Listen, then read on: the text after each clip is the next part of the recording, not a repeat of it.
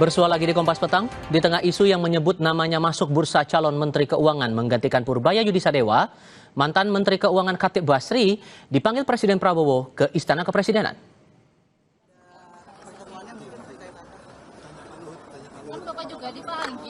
Khatib Basri tiba di Istana pukul setengah 5 sore waktu Indonesia Barat. Saat ditanya mengenai agenda pemanggilannya itu, Khatib membenarkan dirinya akan bertemu langsung Presiden Prabowo. Namun, ia tidak menjelaskan soal materi pembahasan yang akan dibicarakan dalam pertemuan. Nama Khatib Basri belakangan muncul ke publik di tengah isu pergantian posisi Menteri Keuangan setelah anjloknya nilai tukar rupiah dan IHSG. Bukan empat mata. Yang membahas ekonomi juga. Kan pemerintah pelemahan rupiah. Dijelasin nggak Pak agenda pertemuannya mungkin terkait apa? Pertemuannya mungkin terkait apa? Tanya Pak Luhut. Kan Bapak juga dipanggil, punya otoritas juga. Tuh, ada Seto, ada. Boleh berbagi dong, ini pembahasannya apa? Iya, termasuk Pak Khatib Kak. Nama Bapak saya termasuk akan masuk. Masa? Iya, kabinet itu kabinet. Tanggapannya bagaimana Pak? Nggak tahu. Awas jatuh loh. Iya Pak. Jatuh. Minta Pak. Itu belum dipercepat di Indonesia mau ada kaitannya sama itu. Ini berarti nanti pertemuannya Nah, di Harvard itu libur sekarang. Sama Pak Luhut bareng. Pemanggilan Khatib Basri ke Istana bertemu dengan Presiden Prabowo Subianto akan dilaporkan langsung jurnalis Kompas TV Asri Gunawan dan juru kamera Veriska Emmanuel. Saat ini Asri bergabung lewat sambungan telepon. Bisakah kemudian dipastikan kedatangan Khatib ini Asri ke Istana berkaitan dengan isu penggantian Menteri Keuangan atau justru ada agenda lain di sini? Ya, kalau informasi yang saya dapatkan bersama dengan wartawan Istana lainnya, pemanggilan Khatib Basri di Istana oleh Presiden Prabowo Subianto memang masih baru awal saja, dan dari pernyataan Khatib Basri, ia dipanggil langsung untuk bertemu dengan Presiden Prabowo Subianto. Memang pemanggilan ekonom senior sekaligus juga mantan Menteri Keuangan Khatib Basri ke Istana juga terjadi di tengah menguatnya spekulasi mengenai reposisi tim ekonomi di pemerintahan Prabowo Subianto. Sebelumnya memang muncul isu yang menyebut bahwa Menteri Keuangan Purbaya Yudisadewa ini akan digantikan oleh Khatib Basri. Tapi memang sebelumnya Menteri Sekretaris Negara Prasetyo Hadi menyebutkan dan menepis isu tersebut bahwa tidak ada rencana reshuffle atau penggantian Menteri Keuangan.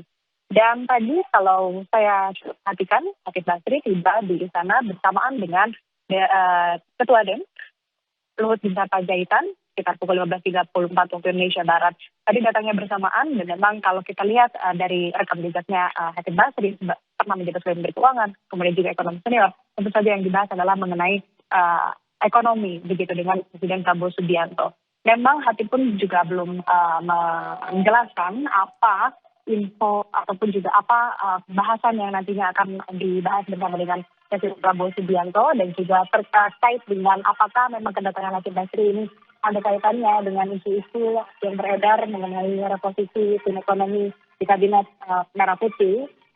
Ini yang tentunya masih kami tunggu bersama, dan saat ini rival dan saudara di Istana Negara juga berlangsung agenda lain, yakni menerima dan kredensial duta besar yang beberapa saat lagi ini akan disampaikan informasinya. Sementara demikian, rival. Oke, tapi untuk pertemuan atau Khatib Basri yang datang ke Istana ini apakah juga bersamaan dengan Menko Ekonomi atau Menteri Keuangan Purbaya juga ikut datang ke Istana? Saya tidak melihat adanya Menteri Keuangan Purbaya Yudisadewa. Tadi hanya ada Khatib Basri dan juga Luhut Binsar Panjaitan. Sebentar demikian, Tifal. Asri Gunawan dan Veriska Emmanuel melaporkan langsung dari Istana Kepresidenan Jakarta. Terima kasih. Sementara itu, Menteri Keuangan Purbaya Yudisadewa menegaskan komitmen pemerintah untuk memperketat efisiensi belanja negara agar lebih produktif, tepat sasaran, dan berdampak nyata bagi masyarakat. Pernyataan disampaikan Purbaya saat menyampaikan tanggapan pemerintah mengenai kerangka ekonomi makro dan pokok-pokok kebijakan fiskal 2027 dalam rapat paripurna DPR RI hari ini. Pemerintah terus memacu efektivitas program prioritas seperti makan bergizi gratis, Koperasi Desa Merah Putih, dan Sekolah Rakyat untuk menciptakan efek pengganda multiplier effect yang luas bagi ekonomi nasional. Program unggulan secara efektif dan berkualitas sehingga multiplier efeknya kuat bagi perekonomian dan memberi manfaat yang nyata bagi masyarakat. Berbagai program prioritas seperti makan bergizi gratis, Koperasi Desa Kelurahan Merah Putih, dan Sekolah Rakyat terus didorong lebih efektif dan berkualitas sehingga menciptakan multiplier efek yang luas. Pemerintah terus berkomitmen meningkatkan kualitas belanja negara melalui upaya efisiensi dan refocusing agar alokasi anggaran semakin produktif, tepat sasaran, dan mampu memberikan dampak nyata bagi perekonomian dan masyarakat. Sejalan dengan hal tersebut, pemerintah terus mendorong efektivitas subsidi dan perlindungan sosial dalam melindungi daya beli dan pengentasan kemiskinan. Sebelumnya, Menteri Sekretaris Negara Prasetyo Hadi menegaskan pemerintah bekerja keras mengatasi persoalan ekonomi dalam negeri melalui berbagai kebijakan yang memberikan kepastian bagi pelaku usaha. Pernyataan disampaikan Mensesnek sebagai respons atas tuntutan BEM SI Jawa Tengah yang memberi tenggat waktu 18 hari kepada pemerintah untuk menguatkan rupiah. Ketika ditanya soal tenggat waktu yang diberikan, Prasetyo menjelaskan perubahan ekonomi yang bersifat fundamental tidak selalu bisa dicapai dengan tenggat waktu yang ditetapkan.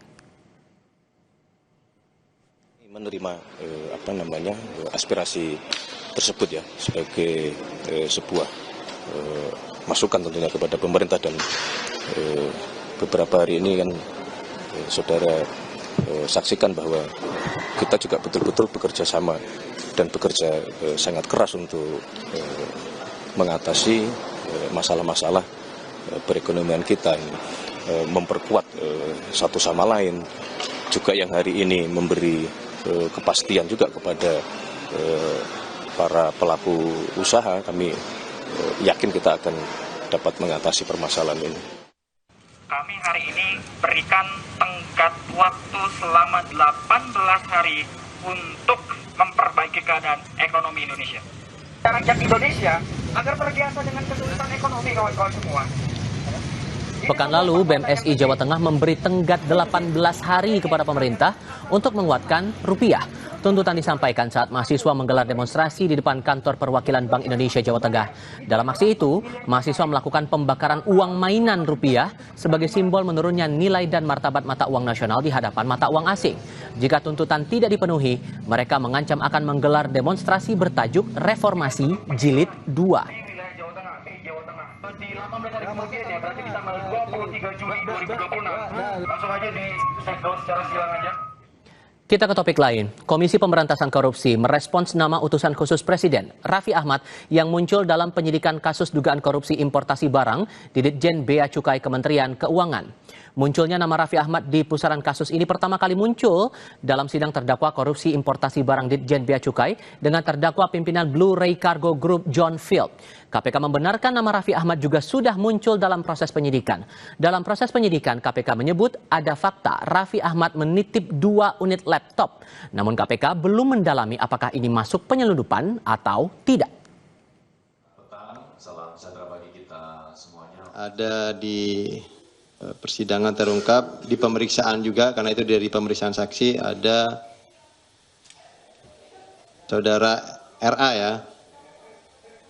Ini seperti apa? Ya betul, karena memang itu sudah fakta persidangan, artinya itu juga dari hasil pemeriksaan saksi-saksi ketika di proses penyidikan. Itu ada fakta saudara RA itu menitip, tapi kita waktu itu belum sampai kepada mengarah bahwa itu penyelundupan. Karena ini hanya sekitar ada 2 unit mungkin yang dititipkan laptop, mungkin karena ada perkenalan atau siapa.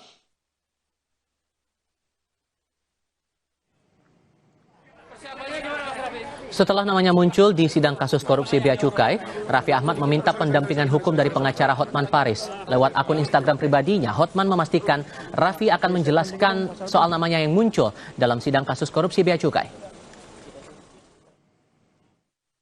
Barusan Raffi Ahmad telepon saya, minta pendampingan hukum melawan semua yang telah memfitnah dia. Ya, katanya nama dia disebut-sebutkan dalam sidang soal Blue Ray Cargo Import, ya. Oke, kami sudah sepakat sama Raffi Ahmad akan melakukan konferensi pers di hari Kamis ini jam 2. Menteri Sekretaris Negara Prasetyo Hadi mengaku belum mendengar kabar utusan khusus Presiden Raffi Ahmad disebut dalam sidang kasus korupsi importasi di Bea Cukai. Ia menyampaikan saat ini pemerintah fokus pada penyelesaian masalah ekonomi. Kemarin di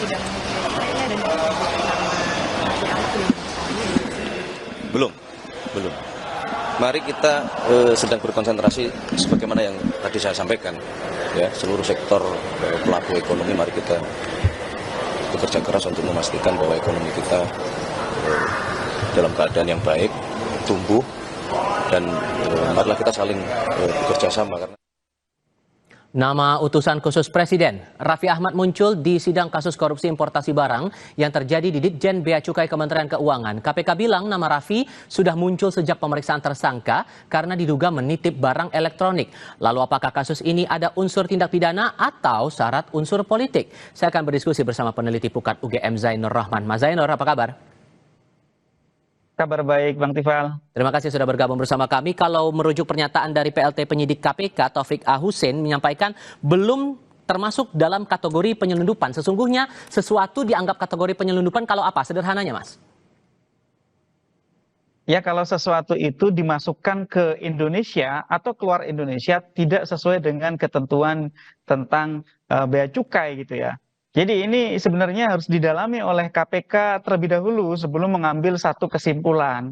Cara melakukan pendalaman, Bang Tifal, yang pertama tentu JPU KPK perlu untuk memperdalam ketika melakukan pemeriksaan terhadap saksi-saksi maupun pihak lain termasuk tersangka di dalam proses persidangan. Yang kedua, Bang Tifal, jika dibutuhkan KPK dapat melakukan pemanggilan terhadap yang bersangkutan RA ini atau juga pihak Blu-ray itu sendiri di tahap pemeriksaan. Itu belum untuk perkara gitu ya, baru sekadar tahap konfirmasi. Jadi memang harus dilengkapi dulu data-datanya, keterangannya, informasinya, baru kemudian diambil satu kesimpulan, Bang Tifal. Oke, sehingga menurut Anda tidak bisa serta-merta merujuk pada fakta dalam persidangan si John Field ini, tapi harus ada pemanggilan terhadap Raffi Ahmad juga, begitu? Selama memang dibutuhkan keterangan, maka cara untuk dapat memperoleh keterangan tersebut adalah dengan melakukan pemanggilan, dipanggil. Konteksnya itu apa? Karena ini kan KPK mendapatkan keterangan di depan persidangan. Ada informasi yang disampaikan oleh seorang pihak bahwa ada penitipan barang-barang untuk dimasukkan ke Indonesia dari otoritas dari wilayah luar negeri, yaitu Amerika Serikat. Nah, tentu kan konteksnya itu, apakah konteksnya ini adalah importasi? Kalau importasi, maka harus sesuai dengan ketentuan-ketentuan peraturan perundang-undangan di bidang bea dan cukai. Kalau ini bukan merupakan importasi, ini maka konteksnya apa? Apakah titip secara pribadi?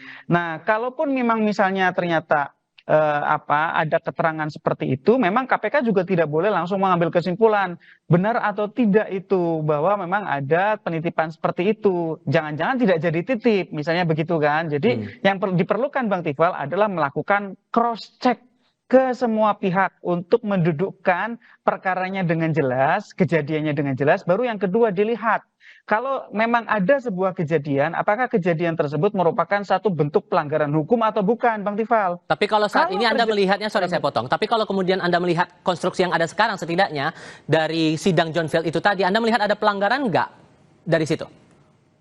Ya, saya lihat karena belum ada cross check yang cukup gitu ya, susah juga kita mengambil kesimpulan, Bang Tifal. Kalau itu barang memang benar-benar dimasukkan ke Indonesia tidak sesuai dengan ketentuan di bidang bea dan cukai, itu penyelundupan kan. Nah, kalau penyelundupan, KPK tidak berwenang, Bang Tifal, menangani kasus penyelundupan. Yang menjadi kewenangan KPK itu adalah perkara tindak pidana korupsi dan perkara yang terkait dengan tindak pidana korupsi, misalnya TPPU-nya gitu. Kalau penyelundupan itu menjadi kewenangan dari PPNS di bea dan cukai gitu ya. Jadi sekali lagi, Bang Tifal, yang perlu adalah untuk melakukan cross check. Keterangan-keterangan yang disampaikan oleh seseorang di depan persidangan itu kan di bawah sumpah. Dilakukanlah cross check untuk menguji kebenarannya. Jika dibutuhkan, bisa dilakukan pemanggilan untuk memperoleh keterangan dari yang bersangkutan. Panggil saja. Karena kan ini publik juga perlu mendapatkan informasi yang benar agar publik tidak menaruh prasangka yang buruk terhadap seseorang. Juga publik juga harus mendapatkan kejelasan juga, ya memang semuanya harus diambil kesimpulan kalau sudah ada cross check terlebih dahulu. Jadi tidak perlu terburu-buru juga, Bang Tifal. Sehingga kalau Anda melihat ini setidaknya sampai sekarang begitu, terutama yang terakhir dari pernyataan dari pihak KPK, kemudian ada sikap juga dari Raffi Ahmad lewat penasihat hukumnya, ini unsur murni ini masalah tindak pidana atau jangan-jangan ada nuansa politik yang kuat di sini? Kalau nuansa politik kami belum lihat ya. Jadi yang pertama, apakah ini peristiwa itu adalah faktual atau tidak? Ada penitipan barang itu atau tidak gitu ya. Nah, kalau faktual, berarti kan tinggal dites apakah pelanggaran hukum atau bukan. Kalau pelanggaran hukum tipikor atau bukan. Kalau bukan tipikor, alamatnya ke Dirjen Bea dan Cukai. Kalau tipikor, KPK boleh tangani. Apa itu tipikor? Misalnya Bang Tifal, misalnya ada orang titip ngasih uang kepada pejabat bea cukai untuk meloloskan karena tidak sesuai dengan ketentuan peraturan perundang-undangan.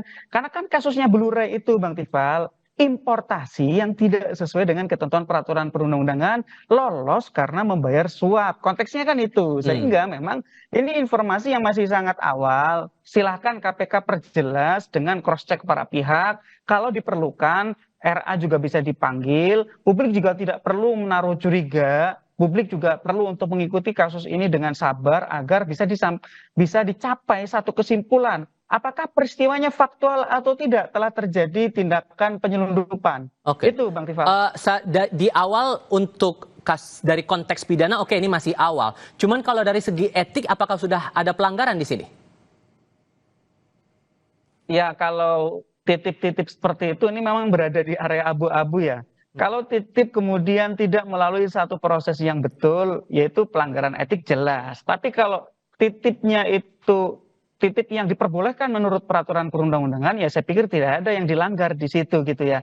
Nah ini kan kita belum bisa menilai tanpa adanya fakta-fakta yang jelas terlebih dahulu dari peristiwa penitipan-penitipan itu gitu ya. Karena ada juga yang mengatakan, oh titipnya nggak jadi kok. Nah ini jadi apa enggak titipnya gitu ya. Dan tempusnya dari sisi waktu Bang Tifal itu ketika RA ini warga negara biasa atau sebagai seorang penyelenggara negara, sebagai utusan khusus presiden bidang anak muda, kan kita juga tidak tahu itu. Sehingga menurut Anda istana harus bereaksi atau meresponnya gimana soal ini? Ya menurut saya standar saja, yaitu menghormati proses yang sedang berlangsung di pengadilan tipikor, memberi kesempatan jika penegak hukum ingin mendalami informasi gitu ya, dan mengharapkan publik untuk bersabar menunggu keterangan yang nanti akan dicapai kesimpulannya oleh aparat penegak hukum. Tetapi memang yang menjadi beban paling utama ini adalah dari sisi KPK-nya gitu ya. Bagaimana KPK perlu untuk menjernihkan informasi ini agar tidak menjadi informasi yang liar, tetapi di lain sisi juga memastikan bahwa tidak ada perlakuan yang khusus, semua sama di mata hukum. Bang Tifal. Itu dia. Mas Zainur, terima kasih banyak sudah berbagi pandangan bersama saya kali ini. Selamat sore, Mas. Selamat sore. Usai diserang Iran, kini giliran kelompok Houthi di Yaman yang masih sekutu Iran menyerang Israel dengan rudal. Dipo Nur Bahagia punya diskusinya.